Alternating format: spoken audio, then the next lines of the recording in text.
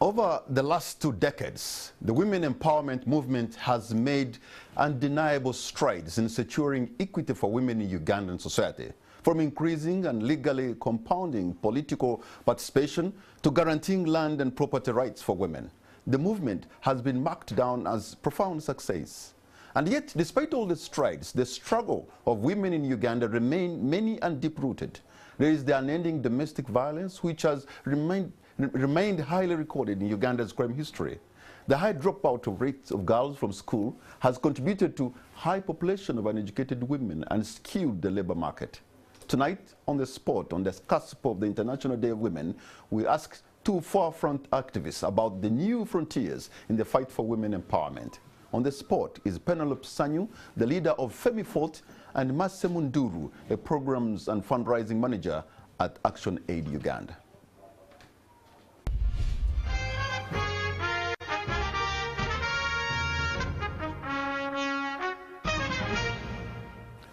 Munduru and Penelope, thank you so much for having honored our invitation. A warm welcome to all of you.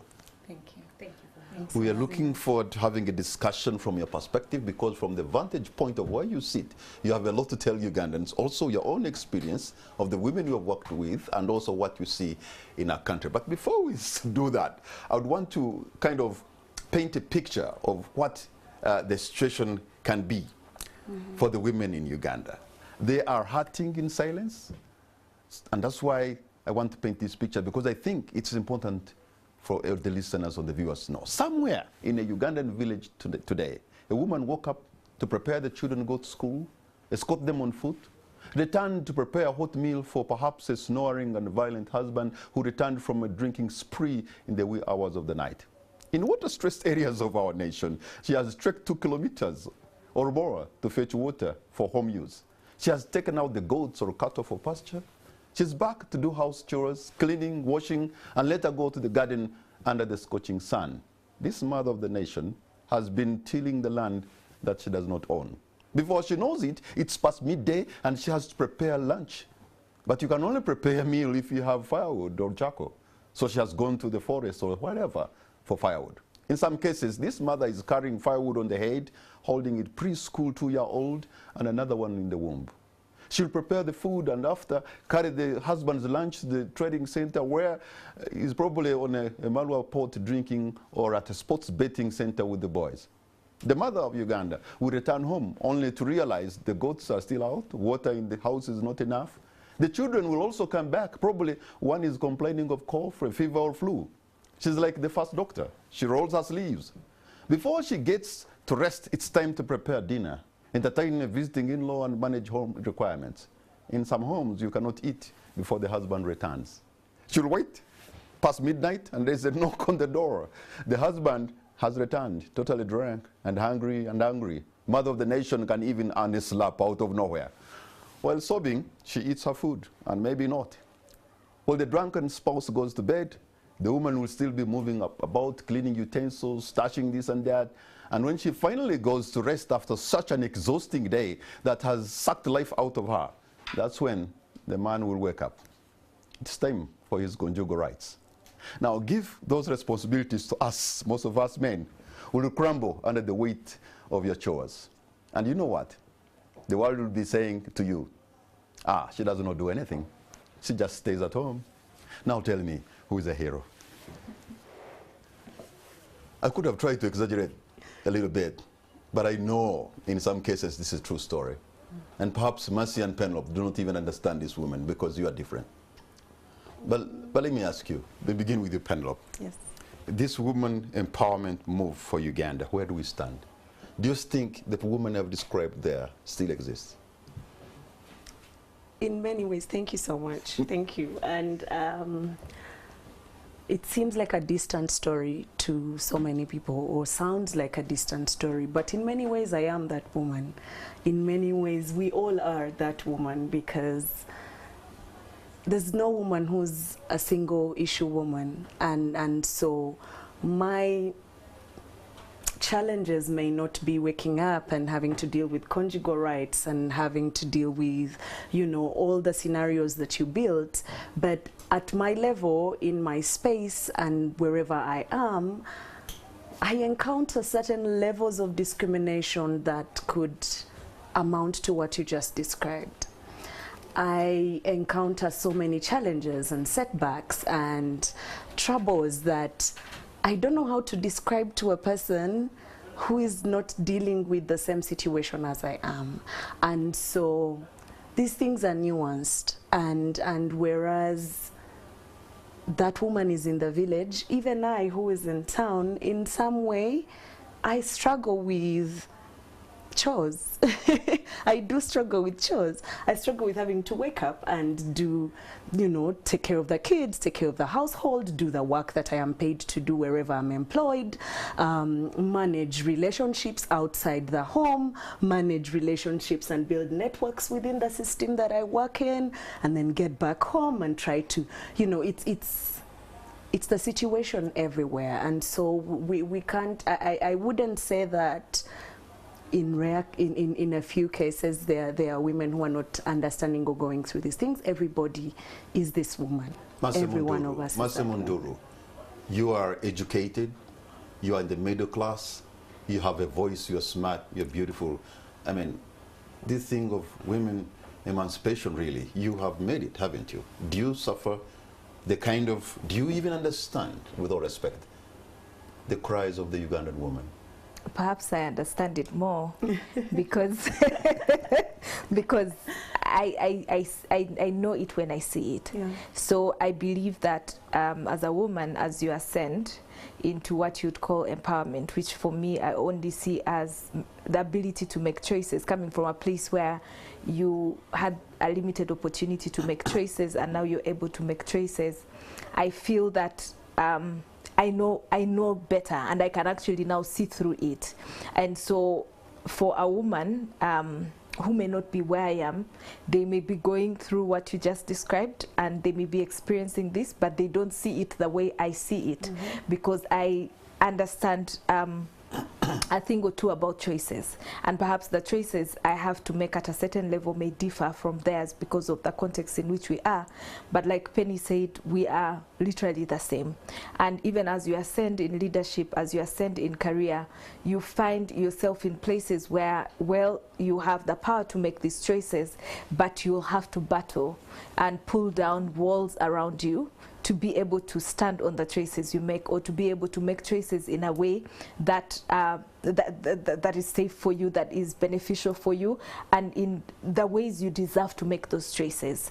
And so I can tell you that perhaps where I am, the face of empowerment may be different. Yes, I do acknowledge that I make informed choices for myself, but I also know that I must overcome several barriers to even be able to make those choices. And even getting to where I am in terms of education, career, and all of this is because there were women that came before me. Perhaps my mother, who had to overcome barriers of justifying why she should educate her daughter to be the person that she's become today. She's had to overcome so many barriers and perhaps face a lot of stereotypes in the process of educating me as a girl child. And now being in this space, I see it, I know it, and the only privilege I have is to be able to confront it, which privilege not many women have, not even the most educated or the most beautiful or the best placed woman understands. So I don't take it for granted that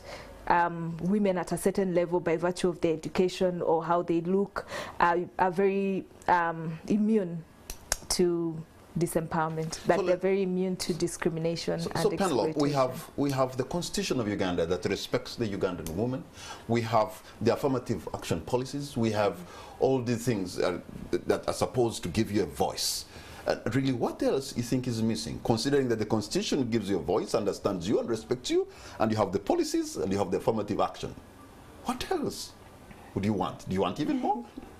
It's one thing to have structures. It's one thing to have all these beautiful floral policies that they look very glossy on paper, right? They sound like they are for women. They you know, when somebody presents it, you're like, yeah, this is actually good for women. This could achieve so much for women.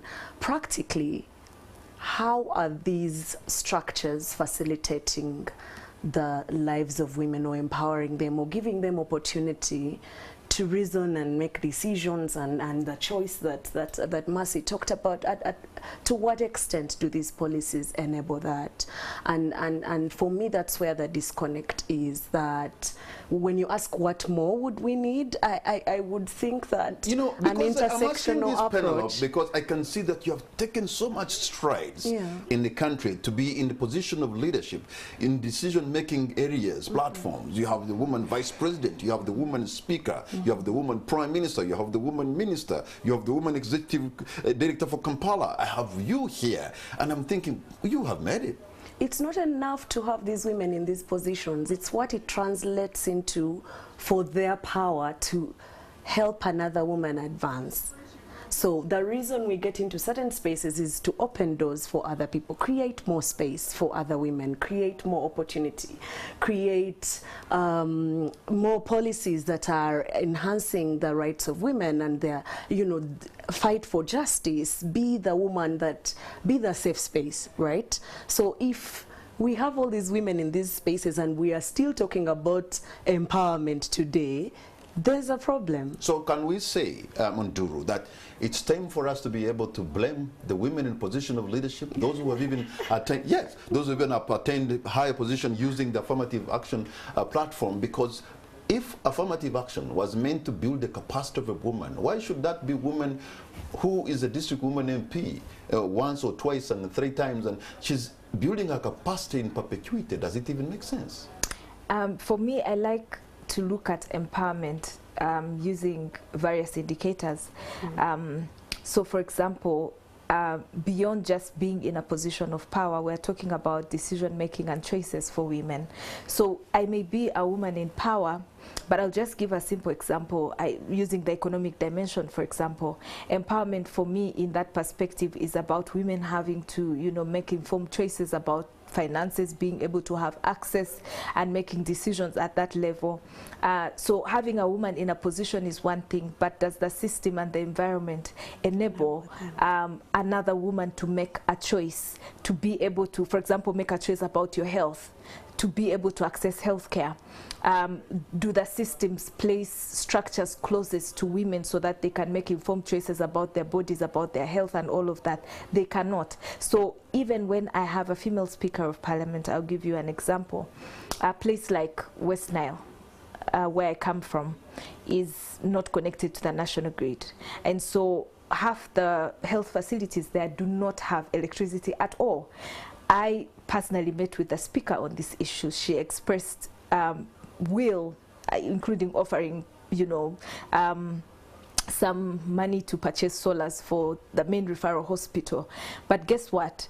Despite the fact that she is the Speaker of Parliament, she is unable to move the ministry and other processes to ensure that West Nile has electricity that can enable the women in West Nile to make certain decisions, to be empowered enough to make decisions about their choices, to be empowered enough to go and seek employment opportunities. If there's no power in West Nile, that's not exclusively hurting women. Well, it hurts them the more because you know that everybody else in West Nile. Because if you, of course it is. But when we talk about empowerment, already, even where you would probably say in Kampala here, where there's a fairly better access to these facilities, we are not equal.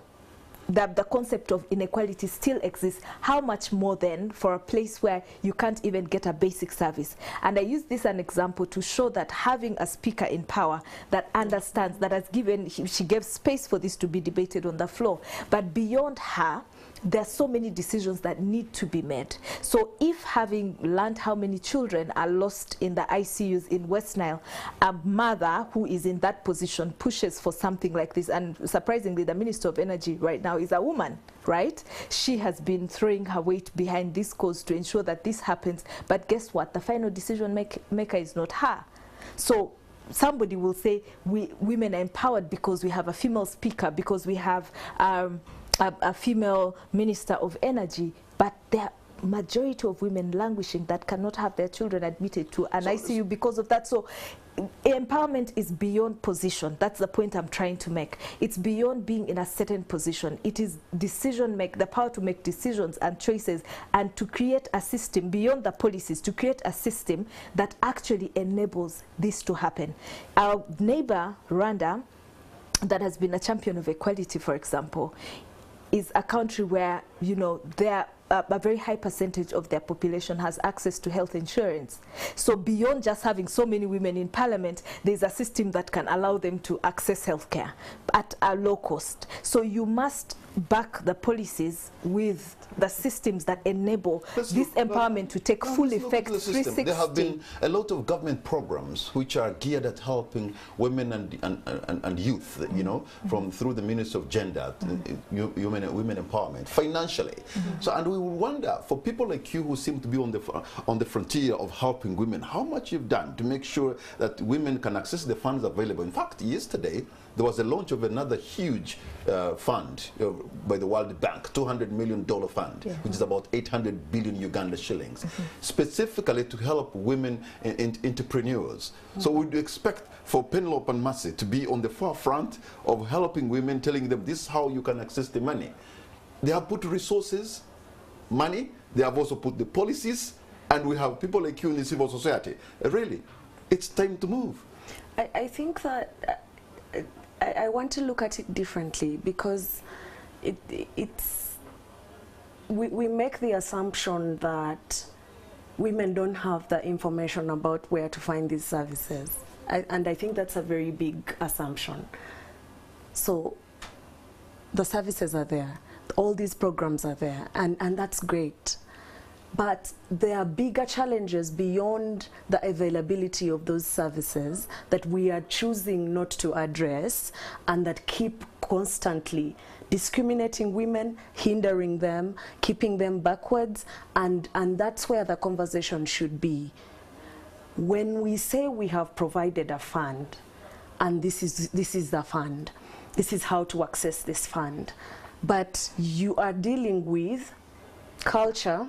We have how many? Over 50 ethnic groups in Uganda, different languages, different races, different cultures.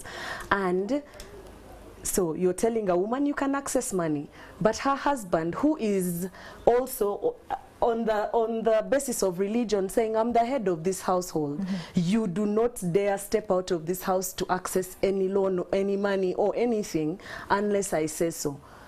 And as a very good submissive woman who is in the church, I'm going to sit home and wait for my husband to give me a go-ahead. You know that husband, so we are not addressing... You have a sister, you have a brother. I suppose you have a mom and you have a dad. All these relatives you have were not your choice. But your husband was your choice. So you have to learn to deal with that, because of all the relatives you have, most of them were not your choice. No, they just became your sister without your choice. You see, the man you chose to marry was your choice as an adult consenting person. The fact that you're looking at choice that way is privilege. That is privilege, and you need to check it, because not everybody has that choice.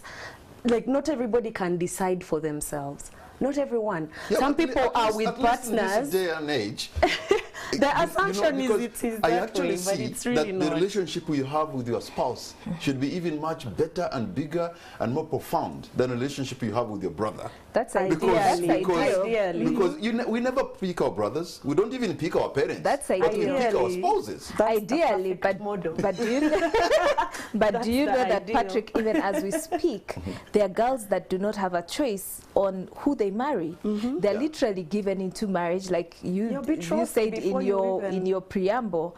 They're given to men, and so such a girl in such a home is not going to have as many opportunities to make decisions about anything as we would want them to. So, like Penny said, there's a program, great, and I can say that we have had several of these, but I don't know if we invest enough in terms of addressing these barriers that prevent women from making certain choices, but also taking advantage of these opportunities. I think that the social cultural aspect of our programs, it remains unaddressed.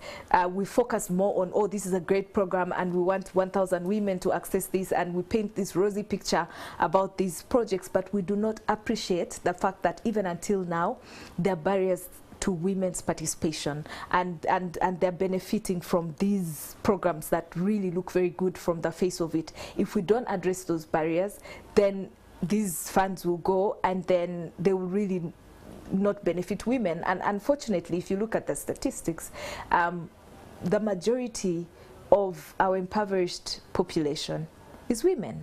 Why? Because these gender roles, as you described them in your opening statement that I liked, really keep them from participating in productive activities. So they spend a lot of time doing unpaid care work. And what that means is that even when I know that there's a circle meeting or there's a meeting to enroll people for the PDM in my community, because I'm nursing my sick father-in-law or a sick child, or I have to prepare food before my husband comes, I may not even have the time. As CSOs, for example, we do a lot of trainings that may need probably people to be away from their homes for a couple of days for them to fully participate. But not many women have the choice to be away from their homes for that long, even when you know how important that kind of training would be for such a woman. Mercy and Penelope, hold on to your point, ladies, because we're going to take a break, and on the spot, we'll be right back.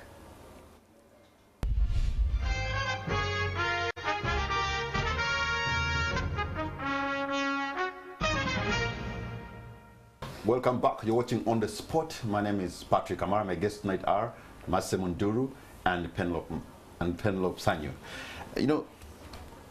Before we took a break, what you've been trying to talk about is the entrenched patriarchy society in Africa that maybe disadvantages a woman.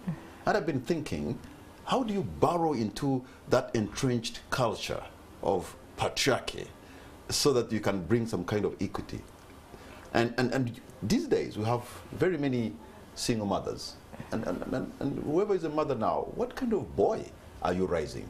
If men who are 24, 25 and 30 and go back and have been raised by women who have even gone to school, can't we also, in all fairness, point an accusing finger that you have not done a good job? Instead of raising a boy, you've raised a beast. I think that's part of why women are constantly being accused of not raising good men, but it's also part of the patriarchal problem. And patriarchy is not a person sitting somewhere wearing a suit.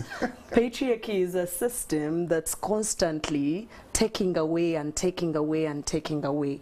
And until we understand that the patriarchy does not serve either, it doesn't serve women, it doesn't serve men. That's the bottom line. The patriarchy is not good for anybody. And until we understand that we need to fight that system, that oppressive system, and do away with it, the discrimination, do away with it, and get to a place where we have an understanding as human beings. But you realize that because of patriarchy, even you women have been conditioned to raise boys in a manner that when they become men of substance, they will lack that substance because you have not conditioned them to show them that they should be respectful, the other women, or also even carry on the other chores, because it is also possible that today's woman can actually allocate responsibilities differently for the boy child and the girl child. Like I said, even the patriarchy is a system. Even the women of substance even and valor women like can be patriarchal. Even women can embody patriarchy. And so because it is an entrenched system, and because so I personally don't understand how it is that as a woman in the home or as a mother in the home, you have to distinguish between the chores that girls do and the chores that boys do. It doesn't add up. Where I grew up, we washed our father's car. My father paid us to polish his shoes as a way to get money to go back to school, and that was your extra income. That was not the pocket money he gave. He gave pocket money, but on top of the pocket money, you had to have washed his car a certain number of times. You had to have polished his shoes. He could have said the boys can do that. We were girls and we did that. when you teach your boy to cook, you're teaching him how to survive. He's going to be hungry someday, and therefore he will need to eat. Learning how to cook is not taking away from your manhood. It's a survival skill. Washing your own clothes is a survival skill. Being able to do the chores that keep you alive every single day is not a thing you should be taught separately from the girls because, or separately from the boys because you have a superpower as a woman. No, no, no. So now, what do we need to do, Mercy? Because a lot of attention has been put on the girl child and the women, policies and programs and all that. Yes, you have identified patriarchy and we're trying to burrow into it and maybe destroy it, and so that we can have an equal playing field. But what else should we do in the circumstance of Uganda that you'll see that is missing? As you can tell from this conversation, this system is entrenched internally, and therefore it's something you learn and you socialize. And so it just like a system, you're part of it. You live it, you speak it, you act it in every sense of the word. But many times when you're approaching it, the approaches we use can easily deepen it or even worsen the level at which it's entrenched in our communities. I think we need a whole mindset shift. So that means whatever it is, whatever programs are designed for this must appeal to the mindset of whatever categories of people, because people think that when we speak about patriarchy, we're speaking about people who are living on the countryside. But every day I can tell you, as a leader in an institution, a woman leader in an institution, I confront patriarchy just from the way people respond to your leadership, just from the way people look at you, and some of the spaces you go to. In your own home, the way people will judge you based on what you're able to do and what you're not able to do. And so I have experienced, especially from my interface with communities, that when you design a program that appeals to the mindset, it helps people begin to unlearn and see things from a different perspective. Penny just mentioned something very important about gender roles in our homes. So as simple as that, when you and you did this very well, even when you were opening. If you list from 6 a.m. to perhaps midnight, what are the things that women in your settings, what are the things they do from the time they wake up to the time they go to bed? What are the things that men do from the time they wake up to the time they go to bed? You realize that the list for the women is endless. And this does not matter whether the woman is a working woman, or you'll find majority of women will have a long list of roles compared to the male counterparts. Now, when you begin to support people to understand that the issue of gender roles is really not as big as we make it seem. It is something, performing roles in a home is really about creating a harmonious environment for everybody to survive. Because if my husband woke up and because he goes to work before me, he prepares water and leaves it on the table for tea and goes where he's going, I'll probably spend lesser time making tea for the kids and doing other things. But because it's been conceptualized that for a man to do that, it reduces his manhood, or he will no longer be looked at as a man, he will refuse to blatantly do something simply because it takes away something from him. And so at the end of the day, it has implications in terms of how much a woman can take, in terms of their health, but also the way children perceive what they're supposed to do even as they grow up. So no wonder in our society today, you'll find very many men and boys who still look at women as service providers, for lack of a better word, in their homes. So let's go for the bigger one. And the bigger one should be property ownership, or maybe land ownership, because most women in rural Uganda, of course, were engaged in agriculture, but you're tilling the land you don't own. Penelope, what will it take? How do we need to do this so that women can own land? The land they till, because it can happen that you are tilling the land you don't own, but also the produce that is off the land, perhaps you have no right. So in your struggles, what needs to be done? One of the things I believe in is intersectionality, and I tried to talk about it earlier, that we must look at things with an intersectional lens and understand that discrimination gender inequality, injustice, they hurt us all. It's not that if I deny Penny land, Mercy somewhere is going to be happy and rejoice and thrive because this person is suffering in one corner. It happens, but that's not how it should be. So what can we do? How do we get women, first of all, to have access to land ownership? Because our laws themselves do not guarantee that. I will divert a bit from the land and talk about financial inclusion and how it's difficult for a woman to get a loan. Mm-hmm. Today it's a little easier because of mobile money and because, you know, technology has helped in a way to get people to have their own phone numbers and be able to, so I don't need a land title to get a certain financial help or hand. I can use my mobile money, borrow from mobile money, I can send money here and there without my husband knowing. I can do things in a way through technology that protect me. If we don't have a conversation around ownership of property and looking at women as human beings and not just service providers. Beings. Yes, I was trying to avoid the word service providers. I was trying to avoid the word service provider. But if we don't start to see women, because the only way we get to a place where ownership, not just of land, but of property, of choice, of children, of things, of everything that we need women to enjoy, we have to start by seeing women. We don't see women. They are invisible. Women are invisible, and because they are invisible... I thought education is the greatest equalizer. If the woman has gone to school, you're as good as any other person who has also gone to school, isn't it? Like women like you, I mean, like yourselves, education has given you an equalizer with the men. You are leaders in your offices, you are top executives, you're taking decisions. So if we continue taking the girl child to school, because there's a Ghanaian scholar who said if you educate a man, you'll have educated an individual. When you educate a woman, you have educated a nation. Because the whole wisdom is that when a woman is educated and empowered, there are so many dividends that can go around the entire family. Sure. So education, if we just maximize on education, then ultimately we'll get the dividends we want.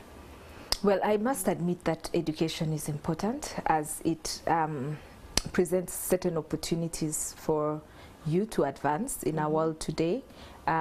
Just basic literacy is very important for you to understand certain things, but also provides opportunities for you to make certain choices and decisions because, for example, if I want to take a loan, I may need to understand what the terms are. I may need to read certain documents if I want to transact and make sure that, you know, I have access to proper information to guide my decision making. I do really believe that, yes, education is very important, but I also do not want to think that it's the only determinant. It's a very big indicator for empowerment, but there are so many enablers for education that we need to look at, making it more accessible, but also dealing with barriers to women and girls' access to education. We know that there's still very many hindrances. Part of it is what we just discussed, where many girls are unable to perform very well in school because they have a lot of care burdens that they deal with out of school, so they cannot favorably compete. Sometimes people really wonder why girls do not perform very well, and they look very far for the answer. But if I came home with my brother and I took time to do household chores, and then I come and do my homework, and my brother comes home and immediately just goes and does his homework and goes to play football, chances are that I will not perform as well as he has because the body is already burdened, the mind is clogged, and I may not be able to. So holistically, being able to address these barriers and making education more accessible, more affordable, but also looking at alternatives, because as the world shifts now, you realize that the issue of skills and other alternatives to education or literacy are very important in our world today. And our inability to recognize that there are opportunities in art, there's opportunity in music, there's opportunity in sports. is very important. Recently, just last week, I was really irked by somebody who made a tweet about one of the girls who is a very good dancer, who went to school, and she was ridiculing her, a child, for her performance. You know, this is a girl who is very excellent in her art, and she's performed on world stages, but she's also, you know, in school as well. And not being able to recognize art or music as an alternative in the world today, where the world is shifting now, and ridiculing people for that is a big problem, for example, Patrick. So we need to look at what education is, away from what we've always known it to be, but understand that there are different dimensions to education that we must invest in beyond where we are. There have been big debates on the cost of education now, so many people may not actually afford a certain level of education for some time to come. And if the economy goes the way it is going, there will be fewer people to afford the education system. But what alternatives exist to ensure that, you know, we're building skills in the younger generation, but also having alternatives and rethinking our approach to education and our curriculum to encompass the changes that are happening in the world that include other dimensions other than classroom education as we know it now. I think there's also an element that women need to have that kind of self-belief that you can do things, because until you realize that there's a hero in you, that you're great, that you're unchallengeable, that you're good, I mean, the world may not. Because whenever I interact with the people and I find women who are confident, women who have a voice, women who are smart, you know, in most cases they are able to find their way because they have a voice, they have confidence, and they're not scared of meeting smart people, whether they're women or men. Yeah. It's true, but so I wanted to just say something small about education, because having a good education and being at the level that we are at does not necessarily ultimately mean that we are the same level playing field with the men. It's not the same. And Mercy mentioned before that you are eternally pessimistic. Don't you even see that people are moving up, that you have really... We are. Do you know that? There's no doubt about that. We really are. And we've made strides, immense strides. But to shy away from the fact that I still have to negotiate for a certain salary in a certain position that a man might not have to negotiate because he's a man is a conversation we can't ignore. Because there are things that still hold women back. In most cases, that man has taken loans for the family. That man has worked, like has a bent back the whole day. That man has sweated. That man has missed sometimes his meals. And the woman has done nothing. And by the way, we sometimes, as men, when we grow and the children have grown up and they are mature, we find ourselves very lonely. You kind of try to gang up, and then it's you only who does not know what's going on. And women tend to forget that we have put in so much. We have, you know, had a lot of stress, even taken some loans. And you don't have to, and you know what fuels... And all that, because you're fighting for your family. The moment the woman is strong and, you know, entrenched and good foundation of home, and the children are big enough, if you're not careful as a man and you haven't left something on your side for yourself, hey, and you know where that pressure comes from. I don't know why men are constantly thinking women are ganging them against them and are ganging the children against them. Because it happens. No, the children are seeing how you behave, and they are making their own opinion and judgment of you for themselves. They don't need their mother to tell them anything, but they see how you treat them. But also men put themselves under pressure. It's good you have said you have heard it many times somewhere, because it's very common for men to get scared and look. At my age 60, my children are now in 30 or 25. If with God's blessing, by God's grace, they have made it. The chances are, if you're not very careful, my brother, you're going to be alone. Alone and frightened. Yeah, but also because, you know, that pressure comes from what we just talked about, because you're constantly nurtured to believe that this entire home is riding on your back. Yes, so many times also one of the indicators for empowerment is the fact that constantly I can be married to you, and then do I earn more? Do you earn more than me? that creates that pressure, right? Because you tend to feel that if I earn more than you, it is ruffling your ability to provide as a man. So men go on an overdrive mode to be seen as the provider, to be seen as the... Because they do that. Well, I beg to disagree. The bills, the school fees, the construction, you know, the medical, the loans and all these things. Who is chasing and there are women, no, but there are also women-led households, and there are women who are doing all these things. No, because you're making it seem like it's someone who is, you know. So it does well. Whereas this is what I believe, that whereas time has come. Whereas, like in my own household, people can just be there. Maybe they are sleeping and they have had their bread and everything is there. But you know, wake up at 4 a.m. You're like, okay, now how am I going to go through this week? But now, who has woken you up at that hour? Honestly, you yourself. Yes, exactly. There is a lot of emotional stress we go through to do the role of just of provision. That is unending. And we are saying that the women go through the same. And that's why we pack up and go, even just before you. You find so many widows and widowers.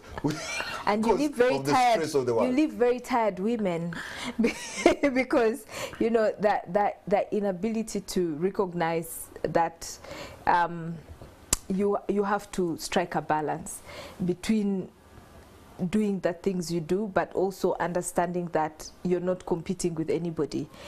That's very important, even for the health of the relationship and the home. So many people end up depressed and transfer aggression to their partners, to their children, because of that pressure. And these attitudes are really what drives people. Having the attitude that I am the provider, I have to do this, I cannot, you know, I have to take a loan, I have to buy this kind of car, I have to do this, I have to do that, without catching a break. Whereas you think that provision is all that is to it, it keeps swelling the relationship. That's why most times, for example, in village settings, if a woman just comes to ask a man who is already frustrated, and you may not know, and you come and tell him, by the way, that they chased your children from school, that's enough to earn you a slap and a kick. You know, you've not said anything bad, but it's like you've triggered him. He may not say exactly, again, because culture, I mean, you're a man, you cannot show your weakness. You can't show that you're defeated because you're supposed to overcome. And so a woman will come and tell you something about a child, and a fight just breaks in the home. But okay, so that's really Penelope, it. What is it that causes people who should be showing love and respect and nurturing to beat the very people they should love, and the very people they should protect, and the very people they should be able to show tenderness? Well, I'm a believer in the Bible, and it says the heart is inherently wicked. So I want to start there, that people are just bad people. We have a streak of evil in each of us. Because gender-based violence is happening in an environment where the woman who's being battered actually should be loved, should be cared for, should be helped. And so it's not happening just on the streets, it's happening in the home. Power. So an equal power relation? Yeah. The conversation around power, and I was going to say again, we don't see people. We don't see people at all. So I am beating you because, for me, in this moment, you're property. I am beating you because what I see is a punching bag right now. I am beating you because what I see is... You know, you're an extremist. I really... Oh my goodness. No one has ever called me an extremist. Now I'm worried. But that's really, what it is. I'm beating you because you're punching people. That is what it is. That's what you think? Do you know? That's what's in our minds? Do you know how many people walk through... I'll just give a simple example. When you drive through a gate and there's an askari, and he's checking you, he's greeting you, he has a tag. How many people stop to notice that the name? I do. You see, there are very few people who stop to even notice the name or even look at the person in the face. I notice the name and I try to even have a conversation. When I see the name and from which part of Uganda, I try even to speak in their language. And when you speak to them, do you see how their demeanor changes? They smile because you have seen them. People pass by them. People are shouting at them. They are like, you don't exist because you hold this position. And so it's the same thing even in homes. You're my wife, yes, you're my partner, but by the time I get up to lay hands on you, in that moment, I am not seeing you as that because I can't see you through the lens of love. I am seeing you through another lens, frustration, pressure, service provider, but also I am communicating that I have power over you because that's what we communicate. When you beat your children, you're teaching them that I have power over you. I can beat you, I can discipline you. And therefore, when you punch your wife, you're telling her, I'm disciplining you because I am the power holder in this home. An equal power relation in the home. Yes. Yep. So now, today, Mercy and Penelope, I think the problem could be now in the families, the kind of men that were rising. But again, I see many, with a lot of respect, single mothers today. What explains that? Well, there are many reasons. You cannot really, you cannot cluster it into one. Perhaps there are different reasons why people end up raising children on their own. I believe that, you know, people, as is today, look for different things in relationships, and because people have reduced the institution of family into something else, so many times the reason somebody is with you and having an affair with you may not necessarily be to build a family with you. And sometimes people sleep with other people because they view you as something else. They maybe for their pleasure for that evening. You know, it could be that this is just my pastime. And so because you don't have any connection, the reason you came together it has nothing to do with a long term. When a woman then says that they're pregnant for you, the first instinct is to run away or to deny such a child and to deny the woman and go about your life like nothing happened. And so even the failure to recognize or to think that I left somebody with a pregnancy, they need support. If somebody does not have the ability to recognize that, that's not a person that looks at a human being. I worked in the legal aid sector for a long time, dealing with issues like this. But I would be baffled by the fact that somebody cannot see the woman, cannot see the child, and they do not care that they exist. So they do not look at them like human beings. Of course, Patrick, I may not have, people fall in and out of love. But the ability to recognize that I have a responsibility to raise this human, even when I don't have love for the other person, is a whole different level of appreciation for another human being. And so today, people have reduced this to convenience. People are doing things influenced by attitudes that are picked from different things, from the cultures that are built around us. And the digital era does not make this easier, because the projection of women is what determines the attitude people have and how they approach women. You find majority of people who on the internet looking at pictures of girls are looking at them from a sexualized perspective. Most of the adverts, I would say, around us are presenting women as sex objects. So whether you're watching a music video or something, so now a man who will come to such a girl or woman is coming to them as an object, not for purposes of making a child or for purposes of marriage. So what do you expect out of that? Mercy, you know, we've also, you know, we are all under this illusion that we have so many options. I have so much. There's too many fish in the sea, right? Exactly. You're not the only one, and therefore, because you're not the only one, I can get you pregnant and find somebody else, and I don't have to deal with that responsibility. So you have an irresponsible generation raising irresponsible children who are going to become irresponsible leaders tomorrow. It's getting worse. It's getting worse, ladies. Okay, hold on to your points because we are going to take a break. When we come back, I'll be reading your questions and your comments, and I'm sure you've been listening.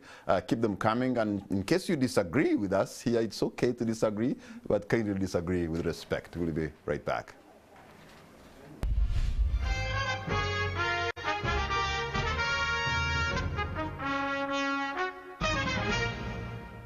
Welcome back. You're watching On the Spot. My name is Patrick Amara. My guests tonight are Penelope Sanyu and Munduru.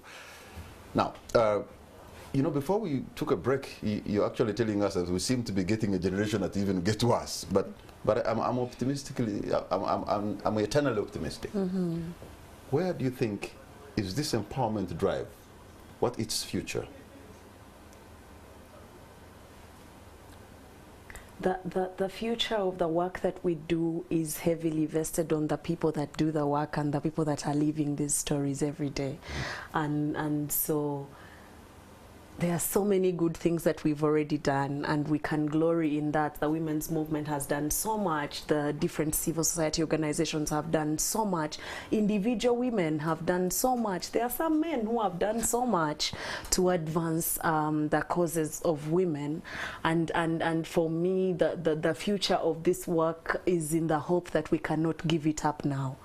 That however bad it looks today, it's not that bad. There's hope that it will get better. And I know that we said the generation is getting worse. Yeah, the generations are getting worse, but there's hope. There's hope. There's hope in the belief that we can form certain synergies as a sisterhood and build certain leverages to question, to push, to ask for justice, and to get to a place where women are treated as the human beings they are. Well, I know women are in positions of leadership, like we said earlier, vice president, prime minister, and all these, and ministers, but these are donated positions. Isn't there a need for women maybe to think of how some of these positions should be entrenched in the constitution, that if you have a female president, then a vice president must be male. If you have a male president, then a vice president must be female, so that it is not given to you, it's not donated to you, but it's a part of the constitutional obligation.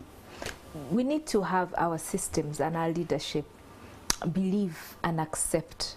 They should actually believe in the concept of gender equality and women's empowerment.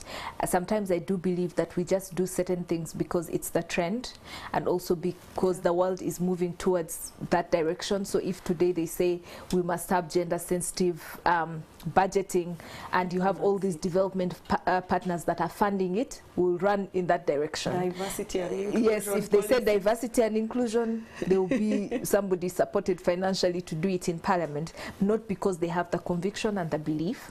And so we need to condition our leaders and also prepare leaders who actually walk the talk, people who believe in this concept, because if you believe in it, it will not be about getting somebody to that position. It will be also supporting them to thrive and make decisions in that position. How do you back them up even when they have that position to ensure that the decisions they make hold, that you give them decision-making power, you believe in this woman being in this position and their ability to deliver, not putting them in that position but still wanting to wheel them, you know, I've put you there, so I'm going to have to wheel you to do the work. I'll still be making decisions behind the scenes, but you're the one that I front because we are looking at equality.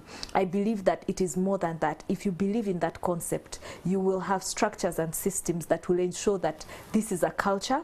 You're supporting and creating an enabling environment. So it's just like an organization. If you believe in the feminist approach in the work that you do, what that means is that you will check yourself. The feminist principles become like your Bible. You check yourself to ensure that it is entrenched in how you do everything in your recruitments, in supporting women's development, their growth, their thriving, and also helping and supporting the men in the organization to recognize and support such policies within that environment. So we need to condition our leaders and our structures and our systems and institutions to believe in this concept. It's until they do that they will go beyond it to leave it and to ensure that it doesn't fall through the cracks. Okay, so, but, you know, I was in Busoga region, and I've gone to other regions of Uganda, but doing some work for UNET, and there's something striking that I saw. Because of the high rates of gender-based violence, they have built what they call shelter homes, that women who have been battered in their homes, they can come. Usually at the sub-county, they build and put it there, so that you run away from this violent man.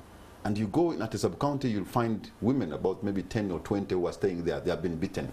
And some of them have been beaten for reasons like because they're only producing girls.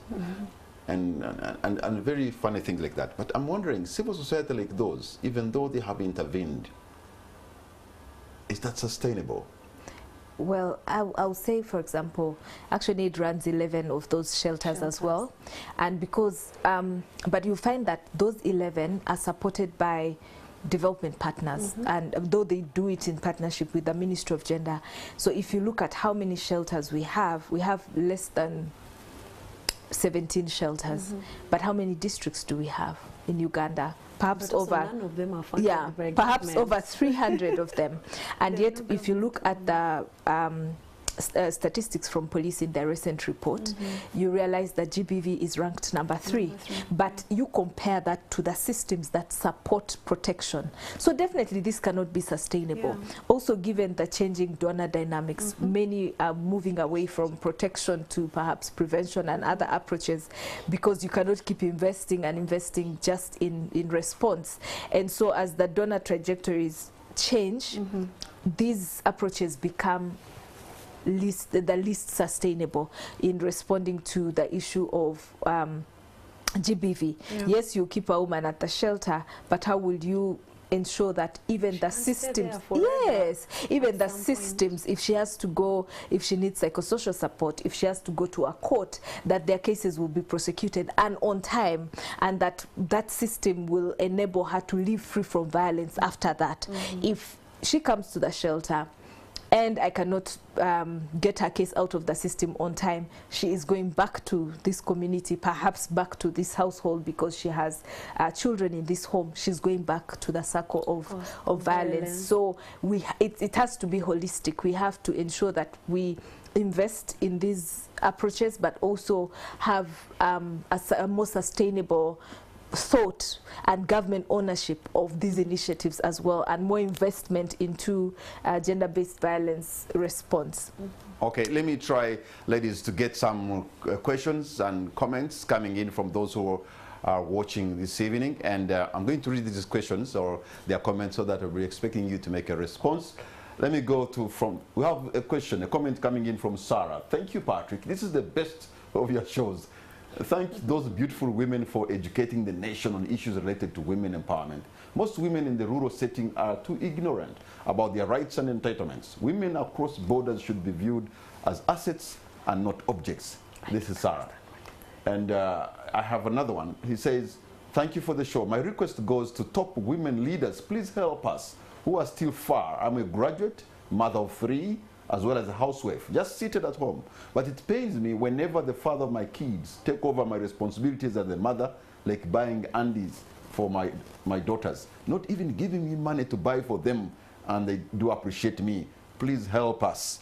Can you imagine something like that? Somebody also say, is it possible for women to avoid being second wives and or side chicks so as to promote family harmony? And somebody saying, thank you, NTV on the spot. I'm Akisa from Arua. I appreciate the discussion, especially the issue of power relations vis-a-vis the empowerment of women. It's true, as Master says, that even when a woman is educated and is working, still the man would want to assert his authority either in the house or even at work. In the process of that assertion, he, in most cases, ends up just like the scenario Patrick brought at the beginning of this show.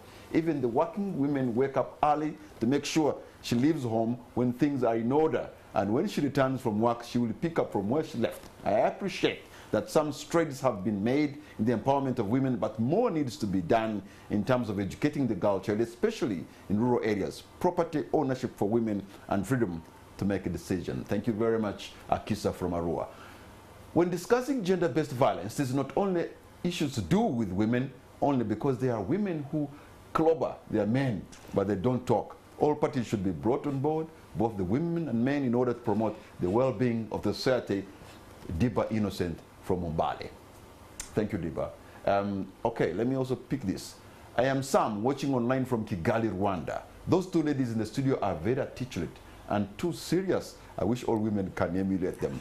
They deserve the best. Sam in Kigali. I'm Edith from Kabale. I appreciate the government's efforts in empowering women, but unless it addresses cultural barriers against women, we'll never advance. I appeal to the women who have made strides, sacrifice, and initiate programs that help our young girls up country. Probably I could take this one and stop there so that my guests can be able to respond. Our current topic, women today have taken up roles of men in the home. Men claim women have been emancipated to fulfill the same roles as a man, but man is man, and never has it been that a woman can take up a man's position in a home. Man is man. Take it from there, Penelope. Oh my goodness.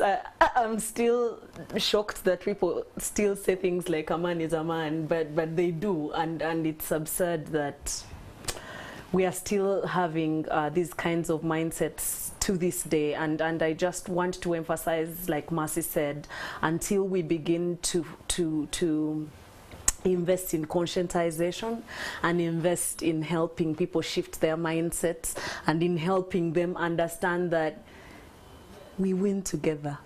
We are not in a competition. No one wants to become a man. I have never desired to be a man. I've never wanted to take the man's role. In fact, I want baby girl life. I want to be taken care of. I want to go. I want to carry the light things, and I want to enjoy my life, but I have to enjoy that life in a space that, in an environment that has created some level of harmony with the people that I live with, and these are the men, because we can't take them away. You can't take away women from society, you can't take away men from society. We have to coexist, and to coexist we must build a certain level of conscientization that we win together, we are both human beings, we are in this together, we are all striving for equity. We don't want to be equal to you. We cannot be equal to men. We want a level of equity that I have been ignored so long, I have been abused so long. Give me an opportunity. Let me step up. Is it because Let me step maybe up. women in Kampala and some parts of the world have been so much frustrated, now they are deciding to love fellow women? I mean, you did not just go there, but somebody has given us as a reason that, you know what, we've been battered and abused and neglected so much, maybe let's not even look there. But let me not open a Pandora box. What do you make of these responses from the viewers tonight? I think majority of them have appreciated the conversation, and I'm also pleasantly surprised that, you know, the men that have sent in their comments are agreeing with the things that we are saying, save for the last comment around a man is a man and a woman is a woman, and I really want to demystify that what we've been saying, these are, when people make statements like that, you are professing inequality even just by the sound of it. You're saying a man is a man, a woman is a woman, so that means they're not human beings. One is the other, like you're in a whole different. There are no roles that are distinct for a man, neither are there roles that are distinct for a woman in terms of, you know, when they speak about roles, it's really the everyday, you know, gender roles that have been constructed by this patriarchal system. But every time we start to live in a world like that, if, God forbid, a man lost his wife, he will find it very difficult to even take care of his children. Why? Because he's not been conditioned to understand that these are basic skills that he needs to sustain his home. Vice versa, a woman will lose her husband and she will not know where to start from, because she was used to just sitting and waiting for her husband to do things because he is the man. But in a place where I will do something without feeling like, for example, I'll provide for my family without feeling like it's supposed to be my husband to provide for the family. I'm contributing to my children's fees because I am their mother and I want them to have the best things in life, not because I'm trying to be the man in the home. Okay. So once we start to look at it like that, then if I'm not there, if I lost my job today, my husband will comfortably do the things that he has to do without necessarily feeling threatened by that. And that's why many men, when they lose their jobs, they get really frustrated. They will not, even if as a woman you step up and try to cover up for that gap, they will still feel like you're doing it for the wrong reasons. Now you feel less of a man because it's the woman who is taking care of the home, because it's just a mindset that I cannot be in a position where I cannot provide. And we need to get rid of that if we must, you know, neutralize the relationships within our families and move forward in terms of advancement in empowerment. I want to thank you, ladies. Tonight you've been phenomenal, considering even what has come in from our viewers tonight. They appreciate your submissions. Again, what's going to be your concluding remark tonight? I celebrate the strides that we've made. I celebrate every woman, every organization, every man, government agencies that have made efforts towards advancing the cause of empowerment. All is not lost. We should invest in mindset change, and we should also ensure that we believe in this concept. We don't just talk about it because it's the in thing or because we're being funded to do it, but because we actually believe in it. And that is also for me too in civil society. I cannot advance these issues if I look at this as a job. I must believe in it to be able to give the best service to even the communities that I serve. And I think if we carry that attitude, we'll go a long way in overcoming the barriers to our advancement as a nation. Penelope, what's going to be your parting shot? We're on a journey. Empowerment is not a thing that just happens overnight, and I like to say that we're already empowered. We have the power. It just needs to be called out every day, and it needs to be re-emphasized every day, and we need to be reminded every day that we carry that power, we carry the voice, we carry the consciousness, we carry all these good things in us, and they just need to come out. I just want to end by saying that it's important for us to see ourselves as people who are on a journey. We are unlearning, we are learning new things every day, we are building on those things, and we are allowed to make mistakes on this journey, but we cannot give up. We cannot give up. I want to thank you so much. These two illustrious, phenomenal daughters of Uganda have been phenomenal tonight. Thank you so much for your submissions tonight. And I know you go through a lot of stuff, and my friend the other day said, you know what, you can have an MBA, you can even have a GOB, but an MAN? That's it. It's a different thing. But women of Uganda. Oh my goodness. I know. The women of Uganda, you are our mothers, you are our aunties, you are our sisters, you are our daughters, you are our friends, you are our granddaughters, you are our future. You deserve the best. Good night and God bless Uganda.